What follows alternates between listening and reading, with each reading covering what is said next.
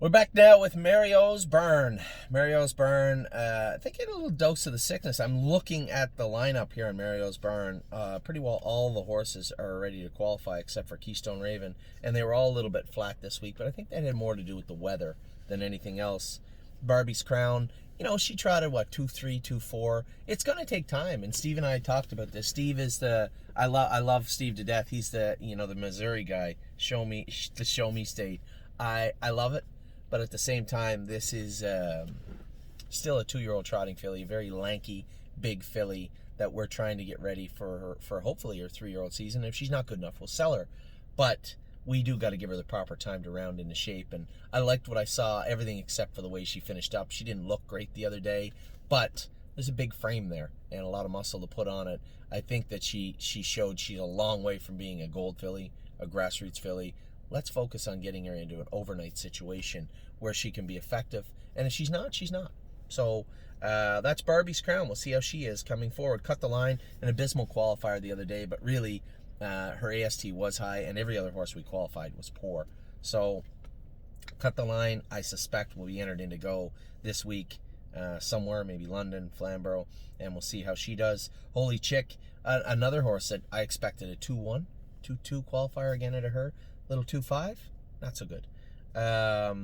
I suspect she's a little bit sick. All of them were. So Holy Chick it may even behoove us to wait a week. Maybe take her to Mohawk. If her blood comes back good, take her to Mohawk and train her on Wednesday. Keystone Raven is training down now. I'm not really sure. He's probably been around 215, 216 with her. We'll see how she comes over the next 2 weeks. Off-Road Hanover. Is he going to stay? He's got to show a lot more than he did the other day. Now, coming off breaking a qualifier and then a so-so qualifier into a race and a maiden race, next week he gets raced. And if he's no good, then we'll start making some decisions with him soon enough. Right now, it's impossible to sell a horse anyway. Steve and I had talked about that the other day. 2 weeks ago, it was easy. Now, with the sales over, everybody's reevaluating their positions in their prospective stables, I think. And what you'll see is right before the end of the year, when people start looking at their taxes and whatnot, you're going to see people start to make purchases and buys. So I think the next 2 weeks is going to be very difficult to sell a horse, but the last 2 weeks of December, that will loosen up and be a lot easier. I'm saying this because if Off-Road Hanover doesn't come forward the way I expect and need and want him to, then he will be the first one on the free agent market. And then One My Heart Hanover. Now, I don't mention the babies in here. Mario does have Duke Dio, Renegade Gypsy, Rosie's Masterpiece, and Twinkle in Her Eye right now. And I know that they love these horses to death, but that's not to say that they're staying there the whole time.